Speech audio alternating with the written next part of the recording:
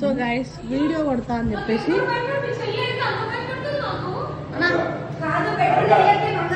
అరకే చూడు సార్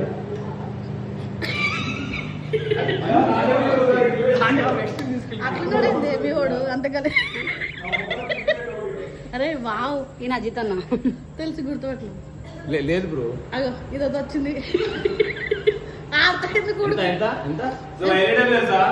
పిండి మొక్కన కొట్టి ఇల్లు మాత్రం ఓడిపిస్తుంది.